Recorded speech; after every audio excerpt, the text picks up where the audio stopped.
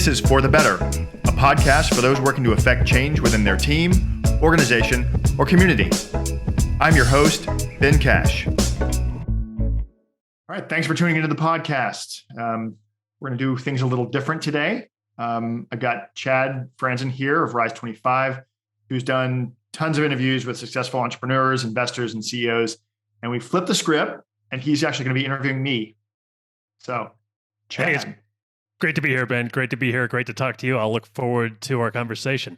Before we get going, I just want to let everybody know that this episode is produced by Reason One, a group of problem solvers and change makers who help those who do good do better.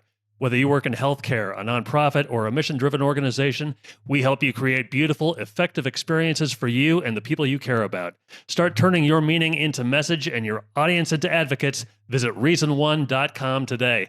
Ben, thanks for letting me join you. How are you doing? Oh yeah, sure. That was such a great intro. I like it. Wow, that was legit. You've done this before. Yeah. So tell me about the podcast. What made you decide to start it? Well, I think, as you probably heard in the intro, this is a podcast about change and helping, or for those that are interested in change and in the organization or team or business or, the community or world, et cetera. I've had sort of a love-hate relationship with change over the years, both personally and professionally. And so it just felt like a natural flow. Mm-hmm. What was it about change that, what was it about change that makes you want to discuss it on a podcast? I think personally, I've been through a lot of changes over the past 20 years. I mean, I'm sure everybody has, especially in the last 2 years, right? And I'm also a CEO and business owner, and change is sort of part of the job description, or rooted. Running a company is it's what you do. So I gave a talk a number of years ago, at some event, and they were like, whatever topic you want to, and I was like, let me talk about change, and it sort of. It really got me thinking about it a lot more formally. And so this has just been a sort of, I think, a flowing from that, and just from the business and personal change and whatnot. I sort of like it. I'm sort of addicted to it. It's a feature, not a bug. Yeah. What was some of the change, maybe the personal change that you alluded to, that kind of spurred you toward this? So, that talk that I gave, which, this was a thing called Pecha Kucha, and it's sort of like TED Talks or whatever. And they force you to cram in, a topic into 6 minutes and 40 seconds. Right. And so I had to really boil it down to its essence, and it really made me take a look back, right, and forward to some extent, about what change sort of personally was for me, like what my change journey was. And it sort of, I sort of saw an arc, right? And, or a pattern, I should say. And, I think for me, it started out with fearing change. When I was in a former life, I was a musician. I got a bachelor's, master's, and half a doctorate in trombone, which is, the prerequisite to starting a digital agency. But it was my whole identity, right? Being a musician and like a lot of creative folks, you're wrapped up in it. And I think I was really fearful of losing my identity and creative outlet when I was considering a change. But I think the challenge for me was that I had some mediocre success, right? I was doing good. I did some gigs here and some tours and played with some orchestras and stuff. But it was just sort of mediocre. I wasn't really breaking through. And I kind of learned that nothing prevents change like mediocre success. And, that fear of losing my identity and losing that creative outlet was, I think, what kept me from making a change sooner. But finally, I kind of got over that fear, and a number of things sort of chain reaction. And I knew some people who were starting who were also doing web design and musicians, right? It just sort of naturally were drawn to that discipline. And so I bought some books, taught myself how to do it, and started an agency, right? And it really grew from there. Actually had real success, a lot more success at that than it had at music. And, I grew the business quite a bit. But I think at a certain point after a number of years, I hit a plateau. And that was, I think that sort of the next logical thing for me at that point was I realized that I had to embrace change a little bit to kind of break that plateau. Revenue and other things were just sort of the same every year. It was more of a lifestyle business, and kind of realized I needed to embrace change. And for me, that meant giving up control, because I being a musician, you are in control of your own craft, your own thing. Starting your own business, you're an entrepreneur. You're controlling. That's your business is your baby. And it was sort of tough to give up control to the doing parts, because the doing parts were what I loved, right? The design, the development, all those things, crafting things. It's the same thing that I loved in music. And so my fear was, this kind of again, that fear kind of came back with this next phase, right? This fear of losing my mojo, that craft, that thing that just got me excited every day to create things. If I didn't have that, I was going to somehow lose my mojo. But the problem was that I wasn't letting colleagues lead and shine. I was still controlling this or micromanaging to some extent. And I realized, if we were really going to grow beyond what my capacity was, which I was at that point, I think I was sort of the blocker, if you will, was I really just needed to let them lead and shine, get out of the way and set them up to lead some change. And so it sort of shifted me to work on the business instead of the business. And the cool thing was we actually had a record year. That the first time we really leaned into that, and the team was doing what they were good at, and I was doing what I was good at, and getting out in front. We had a record year. It was really great. What kinds of things, if you don't mind, what kinds of things did you were you hesitant to let your colleagues do that maybe they were being held down a little bit, and then you kind of let them shine? In what ways did you do that? I don't think it was that I didn't think they could do it, or I was sort of like, it was just that I wanted to do it. So I own the company. So it's sort of like, who's going to argue with the boss to say, you shouldn't do this, or you should, so I will say I had some really great colleagues at the time who were, pushed and prod and nudged me, right? And so they were part of that change as well. So for me, it was just giving up the things that I love to do, and find new things that I love to do, or sort of like carve a new path. And it was that's sort of like a little scary in itself, right? Trying to find the next new thing that you're passionate about while you're in kind of like refueling the plane while it's in the air. But it worked. And ultimately I was trying to get you just to embrace it. Sure. I can see why you would want to talk about change now in this podcast. You've accepted the idea of change. What's next?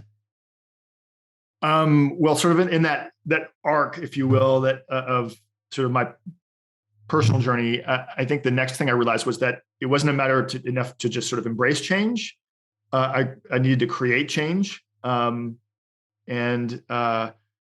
the things that we were doing and sort of embracing the things that were acting upon us were not enough to really truly break through or truly get to that next stage. And so, decided to create some change, and it was sort of a whirlwind. This is a couple of years ago, maybe, I don't know, 3 or 4 years ago, decided to merge my agency with another agency. And if you want to upend things, merge together 2 companies, 2 different cultures, 60 people, 2 different ways of doing things, 2 different client bases. Like it was a ton of change. It was a lot, right? And at the same time, my wife and I had twins, One of those twins had some serious health issues, which required long hospitalization. So just life was really crazy at that time. We also got a puppy just because we wanted to, I guess we were masochistic. I got a puppy at the same time. We also renamed the organization and rebranded. I mean, it was a lot of change in a very short period of time, like in a year, essentially. So it was sort of, it was a lot. And I think the lesson I learned then was, I think the analogy I use is that, if you've ever driven on icy roads, you have to be taught to navigate it, because your instinct when you start sliding one way is to turn the other way. Like that's the intuition. But really what you have to do is steer into the curve. Very counterintuitive, but it's what you do. And so I think for me, at least, I think at that point, just because of my sort of history of fear with change, it was sort of like a fight or flight response. But that counterintuitive sort of approach was what I think ultimately what I learned and what I had to do, even though, again, I had to sort of face the fears to do that. To quote Robert Frost, the only way out is through. And I think that was, just had to plow through. I couldn't give the puppy away or the twins away or go back in a merger. It's just, you had to kind of just hunker down and get through it. So you're kind of in the midst of these conditions, and you're making this turn. You're steering into the curve, as you say. What does it look like when you steer into that curve? Well, the natural evolution was sort of like, I was fearful of change. I embraced change. I started to create change. And I think the next step sort of felt like to be the change. Sort of cheesy thing. I've heard that phrase on a lot of marketing campaigns and whatnot, but it's true. And I think some of that came from just the last 5 years. There's been a lot of turmoils, right? A lot of turmoil, societal, political, just a lot of things going on. And when you have kids, it sort of changes your perspective. And I started to look at change outside of my own little bubble. And the challenge for me was that because of all the change I was dealing with, raising kids and running a business, and it's like I didn't have any time, or had very little time outside of those things, outside of those commitments, to really make any change in my community or get involved, and it was sort of frustrating. And so, I realized that the real vehicle that I had was my business, and I could use that business as a vehicle for change. And because I think at that point we had already changed the sort of mission of the business to work with purpose-driven clients and that kind of thing, right? We set a new vision, but I think the difference was that in that case we were working with purpose-driven clients and nonprofits and healthcare, and sort of like the goal was helping those who do good do better, and we wanted to amplify their good works. But I think we realized that we actually had this team of 50, 60 people that was also could be a force for good, right? And I think we realized that we could make that an impact, not just through our clients. And I think that's where sort of the personal and professional for me overlapped and sort of came and solidified a little bit. And what sort of I think really codified it at the end was the B Corp movement. I don't know if you're familiar with that, but it's it's like there's this entity called the B Corporation, or it's a type of business, just like you have S Corp, B, C Corp, et cetera. But this is one that's like a benefit corporation, and there's this organization called B Labs that has built this sort of certification where you run your business ethically and in a variety of with inclusivity and sustainability and all, just to be a better business and be part of this B Corp movement. And I think I heard this Vincent Stanley of Patagonia talk at one point about this. It's like there's different organizations that can make change, right? You've got government, you've got NGOs and nonprofits, and you've got business, right? Those are just sort of the biggest sort of entities. Government, with government, politics and democracy are sort of moves very slowly and does not necessarily go in the right direction. And NGOs and other things that they can make an impact, but they don't often have the scale to solve the larger systemic issues. And like just some stats to throw at you, like there's in the US, there are 1.5 million nonprofits, but there's 31.7 million businesses, right? So that's serious scale, right? So if businesses were a force for good, then there's a real chance of changing the direction of a lot of things in our country and our society for the better. Whether that be social or environmental or whatever it is. So by joining that movement and wanting to become a B Corp, it really focused on how our business operated, right? We wanted to be first and foremost an ethical, equitable place to work and take care of our own people first. That was sort of like the baseline. And then use our team, or not use our team, it's, collaborate with our team to like, for example, we implemented a volunteer program. So we give our team X number of days a year to go out in the community and volunteer. We support different nonprofits and organizations. We make a lot of financial contributions. In the work that we do, we try to build accessible solutions for all, right? And accessibility is both a practice and a passion for us, and then also sustainability is a more recent movement in that if the internet were a country, it would be the sixth largest user of energy.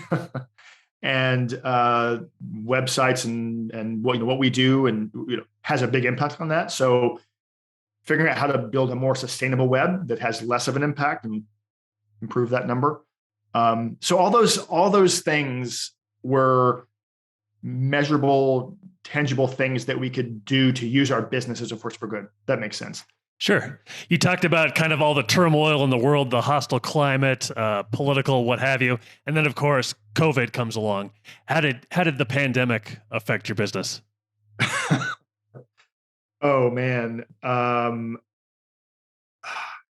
It's funny. I gave that talk on change, and that was sort of like this anchor for me. And I remember at the end of the talk, I was like, talk to me in a year and ask me how this is going, right? Because I was sort of planting this flag on all the things that we were going to do. Like, talk to me in a year and we'll see how it goes, right? Hold us accountable.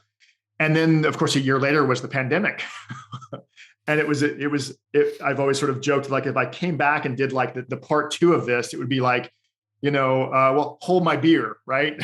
It was already a lot of change, and let's lean in. So I think, for us in the business, it was survival mode or opportunity mode, right? Like, we wanted to keep our team employed. We wanted to keep everybody safe and healthy and stay in business.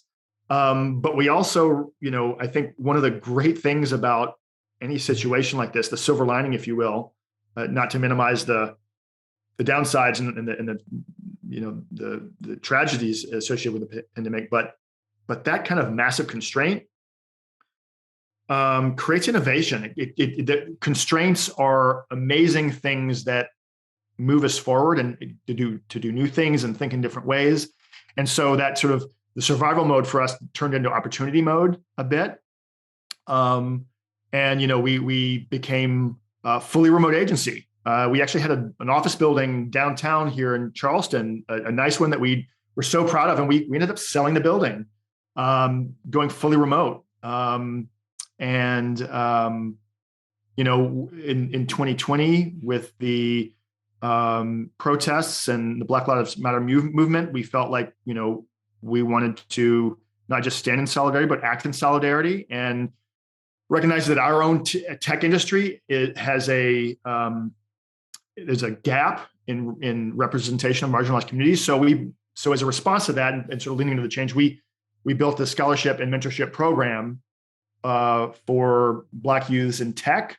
And we had our first year last year, and it was a great success. We're planning for our second year. And that was something just where both our mission and vision and that our mandate, how that like lived out in the moment. And it was, and I think in examples like that or going fully remote, I think we just leaned into change.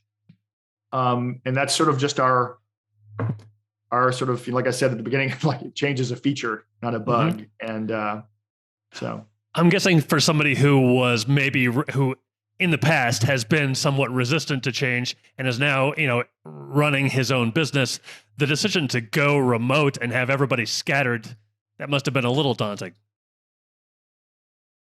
Yeah. I mean, like every other business, we were just sort of figuring it out as we went along. I think what was unique for us was that, we have I'd say headquarters, because that's sort of is a loose term now, being fully remote, but we have a large chunk of our team in Charleston, and also a large chunk of our team in Toronto, and some others across the country, and even some across the pond.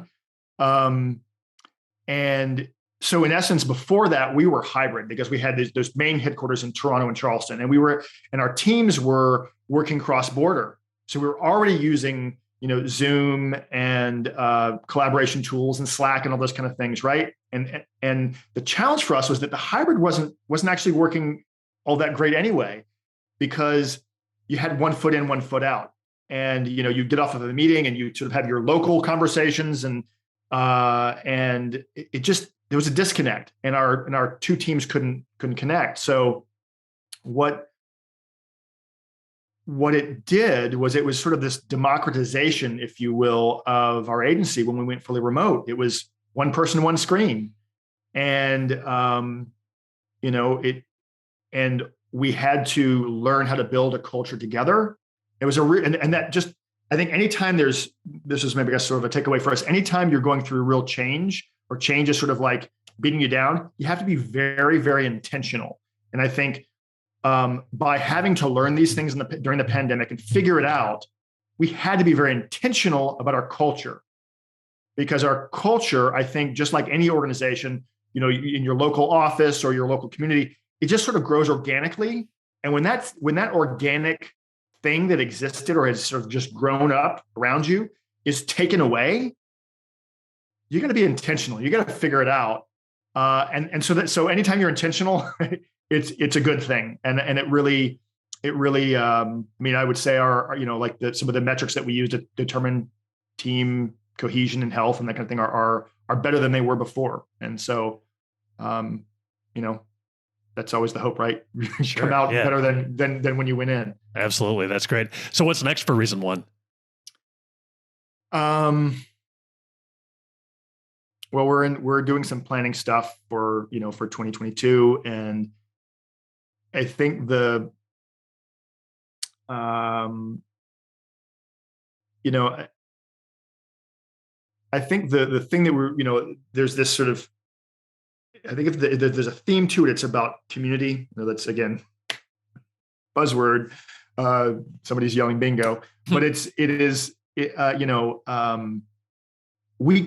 think we've learned through change that we can't do this alone, right? So whether it's our own operations or operations of our business or growth or whatever, we're starting to work more with outside consultants and partners and build partnerships to lean on others. And on our client side, I think we realized that, just through a lot of the relationships we've made and connecting people, that there's an opportunity for us to create some peer-to-peer connections, because we have so many clients in the industries that we work in, and they're all facing the same problems, right? And so one of our things that we're working on next is to build some roundtables, if you will, to sort of connect connect our clients, connect the different industries and communities to help them solve problems together.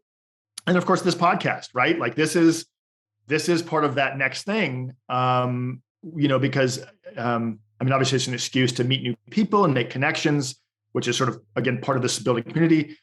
But selfishly, I also want to learn how others are navigating and creating change, because I am wrong, probably more than I'm right. And I want to hear other people's stories. What are the failures that they've had? What are the successes that they've had? How do they keep their shit together, amidst change? I'm sort of addicted to this, and I love talking with people about it. And I think ultimately by recording it, hopefully others will learn as well. They'll hear the podcast or hear, someone talking about something that they did, and maybe they'll learn something as well.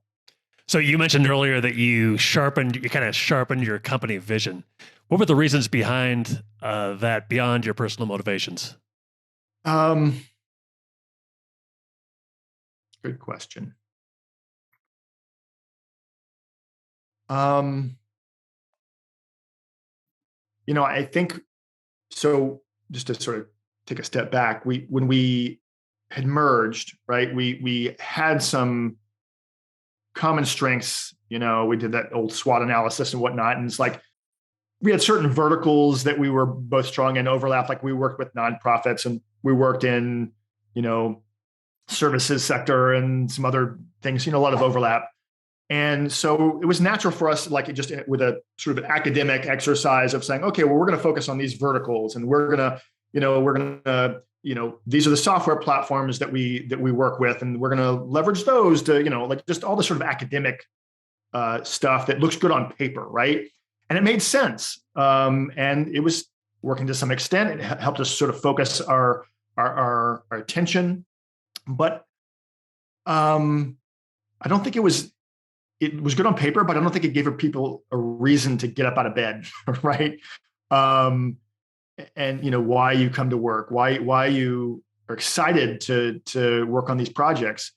And I think, and also mergers are tough, right? So I think we had some frustration with the work, with some burnout. We lost a few good colleagues. It was a long road to travel. And I think the other thing that was a challenge too is like when you're changing, when you're getting out in front and new things, you lose your old fallback. You lose that foundation that you had. And I think for both agencies, our previous way of doing things, the old tried and true muscle memory was gone and didn't exist anymore. So we lost our fallback, right? And also I think that because the vision wasn't as sharp, we sort of had like a lack of clarity, right, for decision making and our priorities moving forward. So I think that was sort of the pain that we were in, again, those awesome colleagues sort of like, pushing and prodding and like, this needs to be better. And so we, as a team kind of work together to figure out what, less about what is the job like the job we're dressing for, which I think is often when you're trying to grow, you're like, this is who we want to be. And you put that coat on, and more about our shared DNA. And I think it was we looked at it a different way. And I think ultimately for us, the shared DNA was, we wanted to make an impact. And the projects that we're most, and the clients we're most passionate about were the nonprofits, were those organizations that were making a difference. Because, if you feel like you're having an impact, it's just more, there's a better reason to get up, Why were you guys kind of unable to see this or have this vision before? Well, I think it gets back to that fear, right? That fear thing that kept coming up. I think we were hedging to some extent, like, we don't want to give away this thing because then that like there's risk in giving away things, or hedging, right? We were hedging, and I think we were letting fear guide our thinking. And this was really planting a flag, right? Yeah.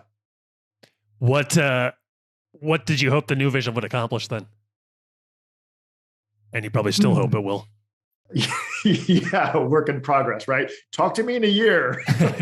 Maybe they'll be like, Zeta variant by then, and who knows? We'll all be holograms in a virtual office space. I mean, who the hell knows? But at the time, when we were trying to think about like, why are we doing this vision? What do we hope to get out of it? I think there's a couple of things. I think we wanted to attract the right talent and clients. We wanted to attract those clients that also share our beliefs and our sense of purpose. And also we wanted colleagues that share the same thing. And I think if everybody in the organization feels that way, it really is it bonds the team with a common purpose. And also with the clients, I think when we're aligned with our clients, it means stronger, longer partnerships. And it motivates the team, motivates everybody beyond a paycheck, beyond something, just beyond the usual stuff, and for something that we all believe in. And then I think that decision-making challenges that we had, I think when you provide a sharp vision, it provides clarity, the tenets, et cetera, that help us make decisions and solve problems together. And it definitely helped sharpen the marketing plan, and position ourselves a lot better. But ultimately, I think at the end, it was just, we were doing it because we think it would actually make a difference. Hey, Ben, I really appreciate you allowing me to have this conversation with you today. It sounds like it's going to be a great podcast, very insightful and interesting, and one that people can really relate to. And we'll look forward to it in the future. Awesome. Thanks so much, Chad. Appreciate it. Thank you. So long, everybody. This has been an episode of For the Better. For more information, episodes, or to be a guest on the podcast, visit forthebetterpodcast.com. Thanks all. Be well.